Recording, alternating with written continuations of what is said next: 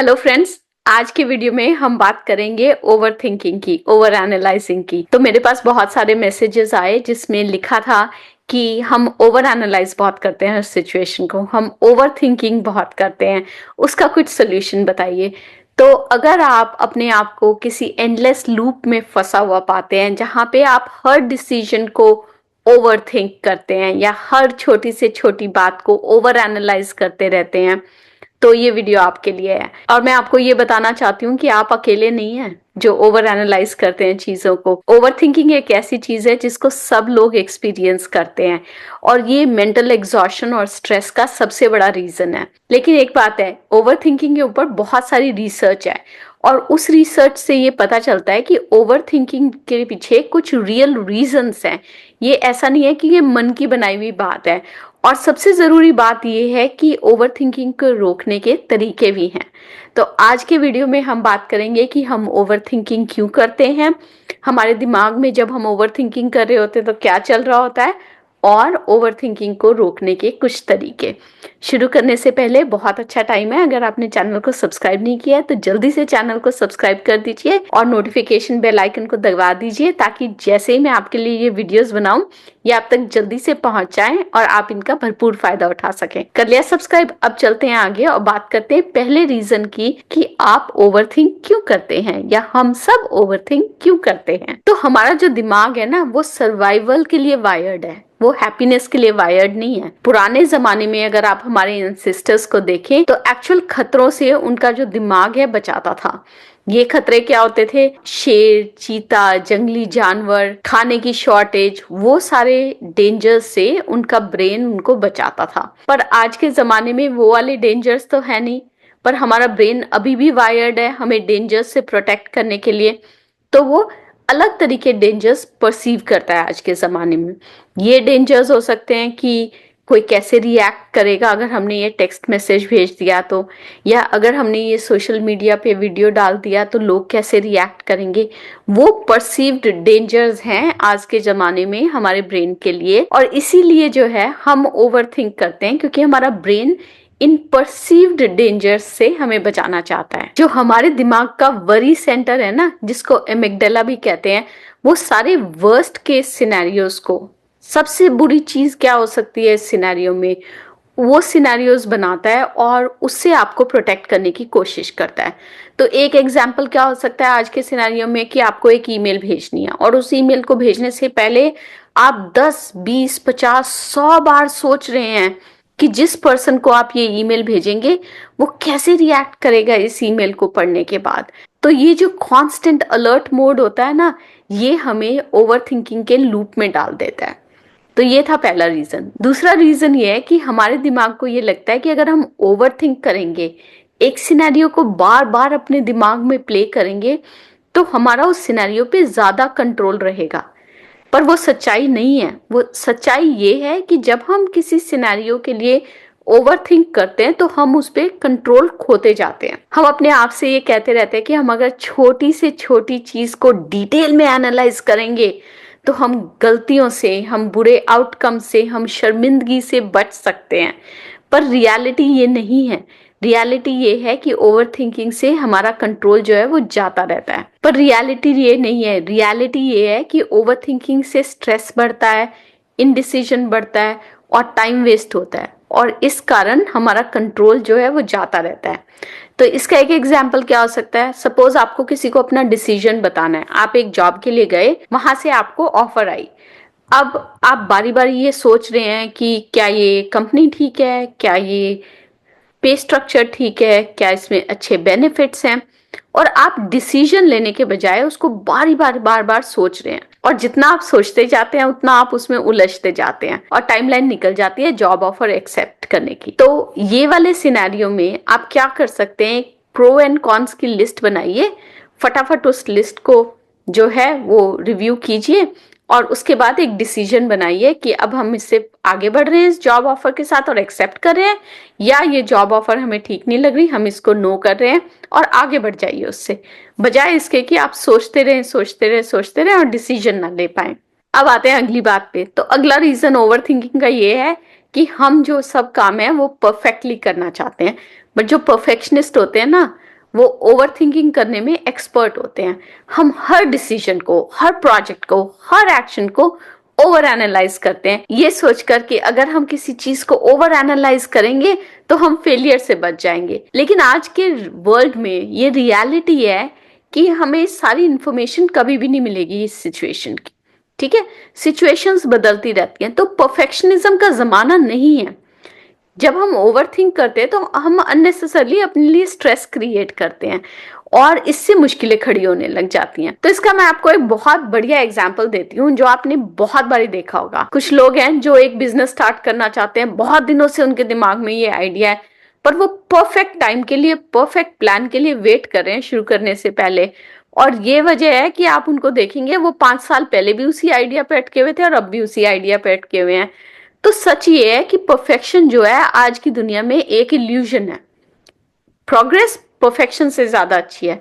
तो एक्शन लीजिए, इंफॉर्मेशन जैसे जैसे मिलती जाएगी, अपना प्लान वैसे वैसे चेंज करते जाइए। बट सही समय कोई नहीं है, अभी का समय सबसे सही समय है। अगला रीजन ओवर थिंकिंग का ये है कि सोशल मीडिया जो है हमें कांस्टेंट कंपैरिजन में डाले रखता है। हम दूसरों की लाइफ देखते हैं सोशल मीडिया पे और उनको उनकी जिंदगी समझ लेते हैं। अरे वो तो उनकी जिंदगी की हाईलाइट रील है, dream vacations, perfect relationships, career progress, jobs, promotions, वो उनकी पूरी जिंदगी थोड़ी ना है।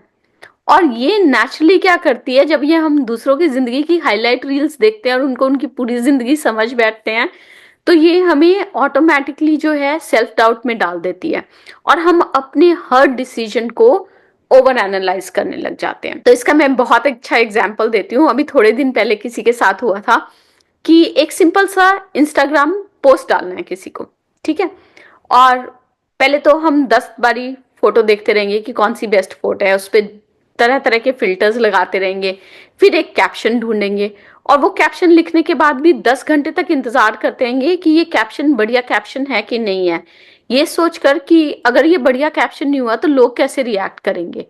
ये एक साइकोलॉजिकल फिनोमिना है और इसको कहते हैं स्पॉटलाइट इफेक्ट। और ये स्पॉटलाइट इफेक्ट होता है कि हम ये सोचते हैं कि सारी दुनिया हमें देख रही है, हमारे हर एक्शन को दुनिया के सब लोग मॉनिटर कर रहे हैं, जबकि रियलिटी ये है कि सब अपने अपने में बिजी हैं, किसी को होश नहीं है तुम्हारे बारे में सोचने का।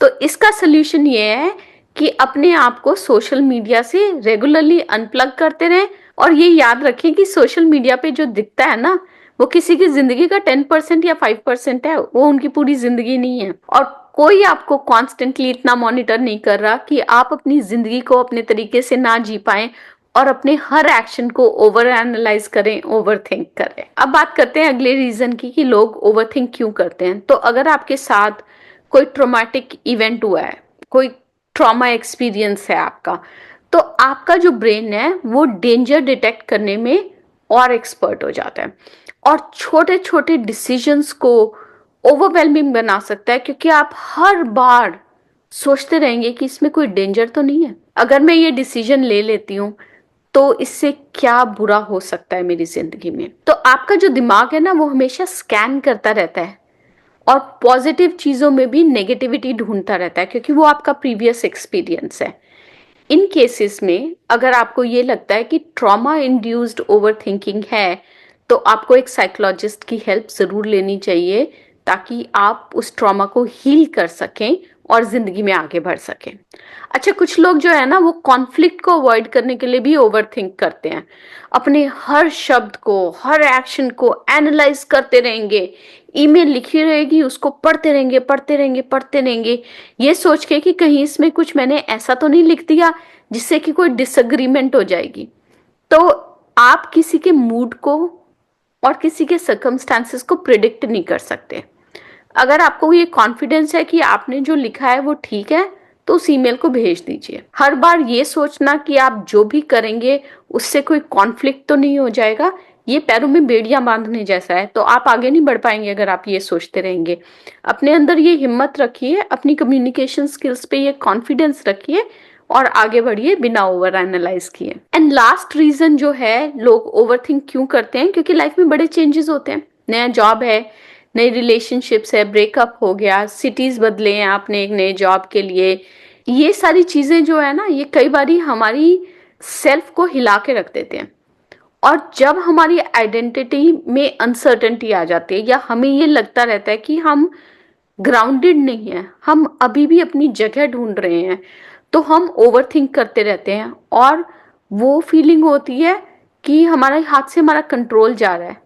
तो हमें लगता है कि हम ओवरथिंक करेंगे, उस सिनेरियो को बार बार प्ले आउट करेंगे तो हम सिचुएशन को ज्यादा कंट्रोल कर सकते हैं। सच नहीं है वो बात, पर ऐसा हमारे ब्रेन को लगता है। तो इसके लिए क्या जरूरी है? इसके लिए जरूरी है कि ये एक्सेप्ट करें कि आइडेंटिटी शिफ्ट्स होंगे जिंदगी में।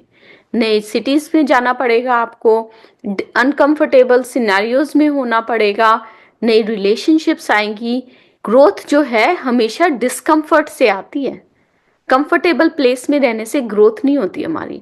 तो जब हम ये समझ आएंगे ना, तो हम चीजों को ओवर एनालाइज करना, ओवर थिंक करना बंद कर देंगे। अच्छा, अब मैं आपके साथ शेयर करना चाहती हूँ ऐसी 5 टेक्निक्स जो मैं यूज करती हूँ ओवर थिंकिंग अवॉइड करने के लिए। पहला है, मेल रॉबिन्स का एक बहुत अच्छा रूल है, उसको बोलते हैं 5 सेकेंड रूल। तो अगर आप अपने आप को ओवर थिंक करते हुए पाते हैं तो 5 4 3 2 1 काउंट कीजिए और उसके बाद एक्शन ले लीजिए, इससे पहले कि आपका दिमाग आपको रोकने की कोशिश करे। तो अगर आप ईमेल है भेजना चाहते हैं, उसको एक बारी पढ़ लिया, 2 बारी पढ़ लिया, उसके बाद तीसरी बारी जैसे ही पढ़ने लगे 5 4 3 2 1 बोलो और सेंड बटन दबा दो, इससे पहले कि आपका दिमाग आपको रोके। दूसरी स्ट्रैटेजी जो आप यूज कर सकते हैं वो ये है कि वर्स्ट केस सिनेरियो की जगह बेस्ट केस सिनेरियो सोचना शुरू कर दें। तो ये सोचने के लिए कि अगर मैं दूसरे सिटी में मूव हो जाऊंगी तो क्या क्या बुरा होगा मेरे साथ, मैं ये सोचना शुरू करूं कि क्या क्या अच्छा होगा मेरे साथ। और जब आप अपने ब्रेन को कंडीशन करने लग जाएंगे ना अच्छी चीजों की तरफ देखने के लिए, तो धीरे धीरे ओवर थिंकिंग और ओवर एनालाइजिंग का जो रोल आपका ब्रेन प्ले करता है ना, वो कम होने लग जाएगा। अगली स्ट्रैटेजी जो मैं यूज करती हूँ, बहुत पावरफुल स्ट्रैटेजी है, कि अपनी डिसीजन लेने की एक डेडलाइन बना लें। सपोज कि आपको एक डिसीजन लेना है कि आपको कल एक गेट टुगेदर में जाना है कि नहीं जाना। तो 2 ऑप्शन है आपके पास। एक तो ये कि आप उस over thinking over analysing mode में चले जाएं, वहां पे कौन लोग आएंगे, क्या बातें होंगी, do I want to be a part of that conversation और नॉट, कोई ऐसे लोग तो नहीं आएंगे वहां पे जिनके साथ मैं अनकंफर्टेबल फील करूं। और आप ये सोचते रहेंगे अगले दिन तक, जब तक कि उस गेट टुगेदर में जाने का टाइम नहीं होगा। इससे अच्छा ये है कि आप एक डिसीजन टाइमलाइन बना लें कि आज शाम को 3 बजे तक मुझे डिसाइड करना है कि मैं कल उस गेट टुगेदर में जाऊंगी कि नहीं जाऊंगी। और आप अपने ब्रेन को उतना ही टाइम दें ओवर थिंक करने का, 3 बजे तक। उसके बाद आप उस डिसीजन पे एक्ट कर लें, लोगों को बता दें कि आप आ रहे हैं कि नहीं आ रहे, और वहां पे कहानी खत्म। तो इस तरह से क्या हुआ, आपने अपने दिमाग को एक लिमिटेड टाइम दिया ये सोचने का, और जब आपने ये डिसीजन ले लिया तो आप आगे मूव ऑन हो गए। अब आप उसके बारे में सोच नहीं रहे, आपने वो डिसीजन ले लिया, जा रहे हैं तो कल देखी जाएगी, नहीं जा रहे तो कहानी खत्म। नेक्स्ट है कि आप अपने दिमाग में ना मिस्टेक्स को ग्रोथ समझ के अपनी थॉट प्रोसेस को रिफ्रेम कर लें। देखिए, हम ओवर एनालाइज और ओवर थिंक इसलिए करते हैं क्योंकि हम गलतियां अवॉइड करना चाहते हैं, हम फेलियर्स अवॉइड करना चाहते हैं। तो जब आप मिस्टेक्स को जो है वो ग्रोथ की तरह से देखने लग जाएंगे ना, आपका वो मेंटल शिफ्ट हो जाएगा। तो ब्रेन जो है उसको डेंजर की तरह से परसीव ही नहीं करेगा। जब डेंजर की तरह से परसीव नहीं करेगा तो आप ओवर थिंक नहीं करोगे। और लास्ट स्टेप जो है वो ये है कि ओवर थिंकिंग जो है ना एक क्लटर्ड माइंड में होती है। जब आपके दिमाग में बहुत सारे विचार घूम रहे होते हैं ना, तब आप ओवर थिंक करते हो।